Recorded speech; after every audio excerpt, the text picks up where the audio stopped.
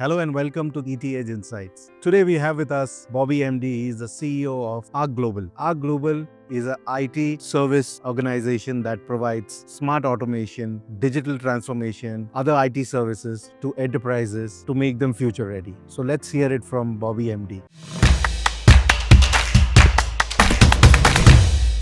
Right then, Bobby MD, thank you for taking the time out and speaking to ET Edge Insights. It's a pleasure to host you. Tanmay, welcome and happy to be here. Thank you. Let's begin with the journey. Let's hear that interesting story you crafted for your organization, Arche.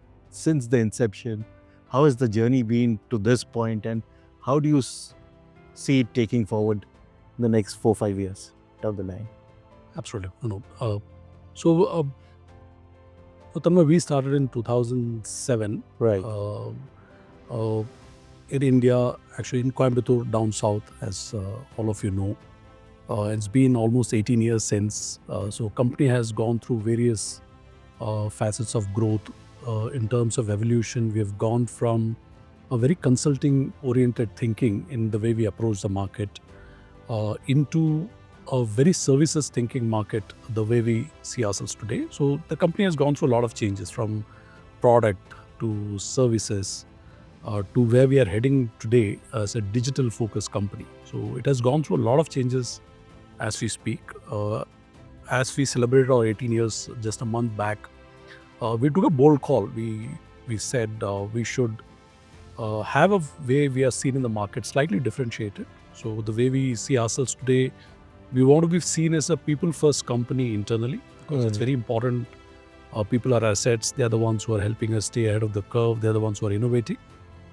But externally, we want to be seen as a digital focused, AI focused, and a platform focused company. Right. So in simple nutshell, we want to be seen as a people first company internally, innovation centric company externally. That's where we are in terms of our growth and journey. Right. Very interesting point, you've put forward. When we talk about innovation, obviously, you talked about your transformation in this 18 years, and I believe you also have a global presence. So my next question to you is, when you reach out to the global markets, obviously there are challenges. Yep. So what are these challenges and how do you overcome those challenges? A good question, Tanmay. And it's just not challenges, there are opportunities as well. And that is why a lot of companies look for expanding into global markets. But I would simply flip it, Tanmay, to say that the market operates very unique in each market, and challenges which we face as a company are the same challenges a company which is present, say in US or in Japan, faces when they set up their operations in the country. Right. Challenges are very much the same. It starts with brand, because if tomorrow there was a Japanese company opening their office in the country, you would not be able to relate to them the value, the culture, and what that company stands for. You might look at the products, what they offer. So the challenge is the same, and you have a hesitation to buy. Right. So it all comes down to that, and you need to build trust over a period of time. So it starts with brand. Second is localization, which works. So for any markets where we've been or where we are getting into, we see the same challenge. Right. So we have operations today in many countries, North America, Latin America, Middle East, Africa, Singapore. We are expanding into UK as we speak, and the challenges are common. Right. But it brings opportunities as well. At the same time, that once there is an amount of time, there is a threshold which is crossed. There is localization in terms of employing people from the same market. Those barriers break down. Right. That's how it works. Right. You talked about the digital transformations from services to to the digital front. This ecosystem, it's saturated, right? You have a lot of competition. There are a lot of players.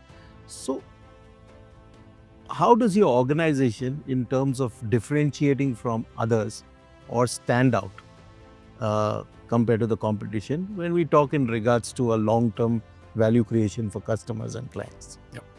I go back to the same point, Tanmay, what I Right. spoke about earlier. Our core differentiation today stands around this simple, clear thinking that we want to cater not just for differentiating externally, but we want to be seen as a people-first company, which is internally very important, and that comes with a lot of care, empathy, training, enablement, which we need to do. But the core of why we do all this, and for any company which talks about people first, is that all this should drive innovation at the core of it. Right? All this should lead to employees feeling empowered to go and innovate, which helps us bring out better products, better services into the market, and that's at the core of it. The way we want to be seen externally, as I said earlier, is very innovation centric. And unless you empower the people and you're a people first organization, you never can go and say that you are innovation centric. So we don't want our innovation thinking to be concentrated around, a few people or a person who innovated everything and then the company was built around it. So what we've done today for all the products, IPs, platforms, what we're building as an organization, they all have today at the core of it a community-led effort, which means we have opened up most of the development effort, what we are doing, where people are empowered to come and innovate together. So that is at the core of what we are doing and that's primarily helping us bring out differentiated products and platforms, Right. which customers have a unique sense of liking because they're not built by one person or a small team. They are built real time and they're built by people who are consuming these services, and hence people are able to resonate well. Right. So that's what is helping us quite a bit for all the customers who have been working with us and the customers who are coming on board. They like the unique innovative experience. They like the unique aspect of how we are helping with digital. And your question has actually a lot more cuts to the way to look at it. Right. While the industry today has reached a state where we are looking at consumption of AI, and everybody talks about AI, right? You go outside, you might see a board which says AI on a non-related company as well, right? They just want to call themselves AI. But the basic aspect of a lot of companies, whether it be large, small, medium, is that many of them have still not consumed technology and are digital inside out. They still are not in a simple way. You'll still find paper running around in office. You'll still find emails running around for approvals. You will still find a lot of things which are very manual centric. While you will say, I'm using AI, I'm using Copilot, I'm using various tools which are available to me, including all what we see on ChatGPT. Right. But the fact is, end of the day, when you still need an approval, you need to go to somebody's door or you need to write an email and then wait for that approval to come in. So many companies are still not digital at the heart of it. So what we're doing when we say we are digital first and platform first, most of the things we are doing for our customers is to ensure that everything is digital, right? Where it is less people dependent and more digitally enabled. And that's what helps us differentiate in the way we provide our services. Right. And that's helping us so far. I'm sure it will change gradually, Right. but that's the core of the focus. And what we're building on top of it, to say from digital to AI to platform, is to ensure that these things support employees to be able to be more productive at the end of the day. Right. You talked about empowerment. So when we talk about empowerment of your workers, your staff, inclusivity is one of the critical factors where most organizations are talking about, which brings to a broader spectrum of DEI. So how does DEI flow into the ecosystem of Arche Global? Yeah. Well, interesting you asked that question. As you know, some of the governments today, want to do away with DEI. Right. And you must have seen recently one of our most favorite presidents talking about not wanting to have any spends on DNI, right? But anyway, that's a different thinking. It's I think statements taken out of context. I think every organization will still need to continue the focus on DNI, right? I don't see that changing. It possibly is an aspect to reduce or for spends, which is what is getting mixed up. But for us, at the core of what we do, DNI is a way of life. For us, right from a time an employee who joins the firm to the teams which are retiring out of the organization, DNI is built right across. Right? So whether it's a team which is full of veterans, we in fact we employ some of them, or it is a woman-led aspect.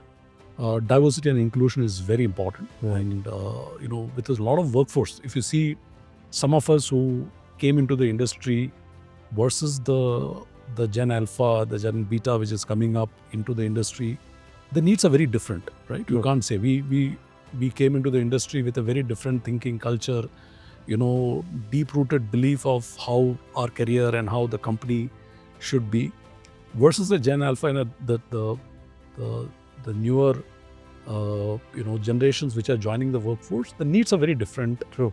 Beliefs are very different. So to integrate them into a workforce is not a easy situation where HR could say, come join and everything what we have is there. So you have to think very differently, right? From the reason we speak about platforms and other stuff is they need information on the fingertips, right? They will find answers faster than you can even imagine. By the time you've asked a question, they already have 3 answers in their mind.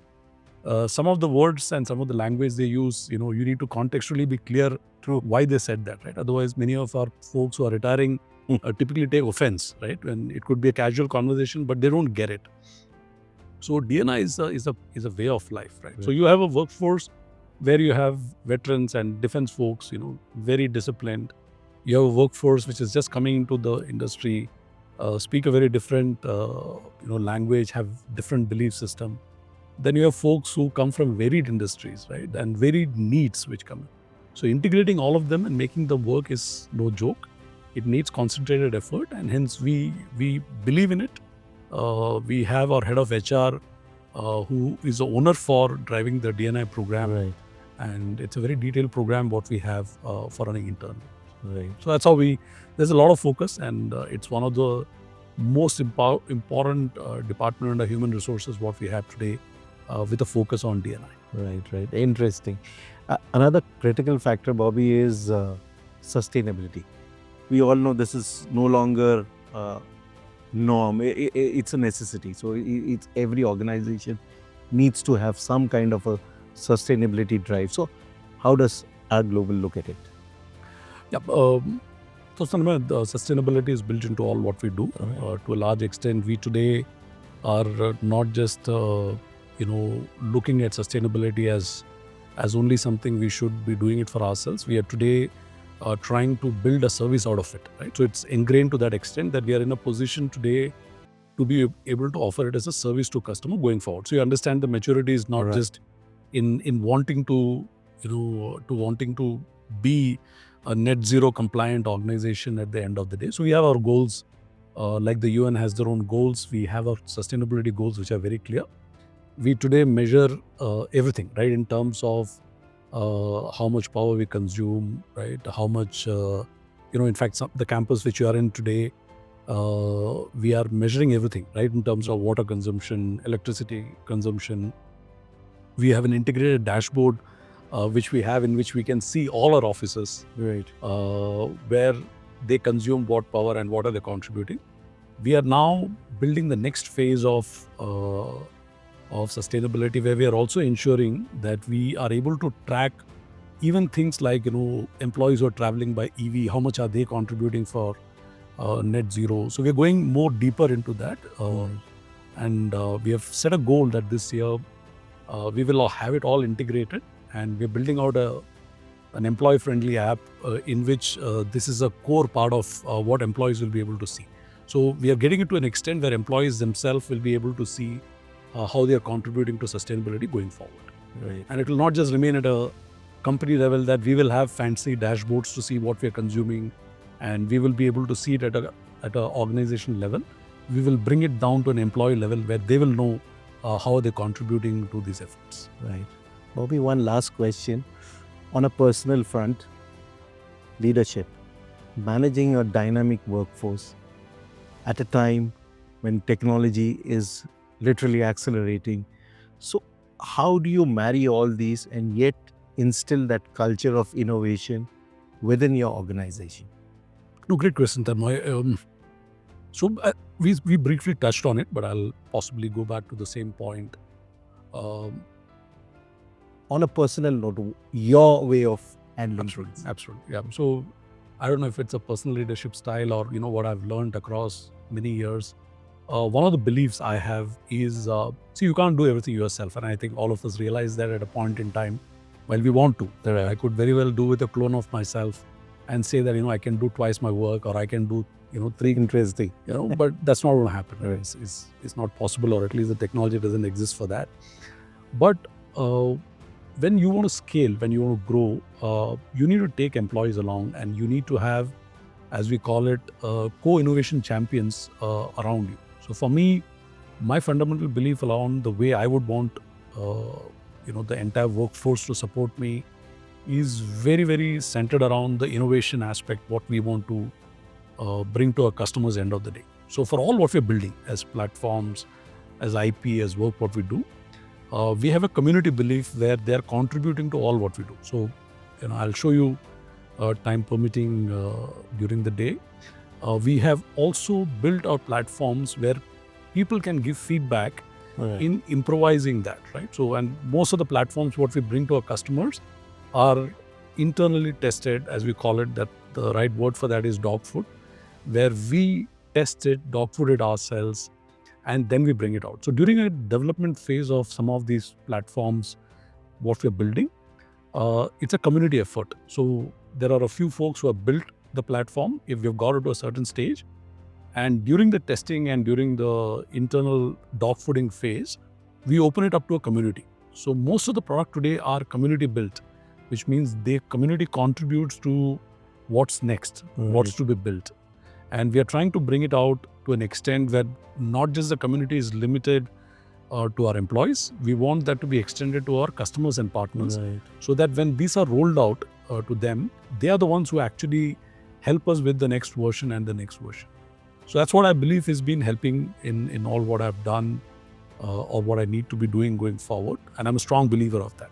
So in a nutshell, I think that's what would be my operating style going forward, in whichever way I build out whatever we want to do going forward. Right. Wonderful.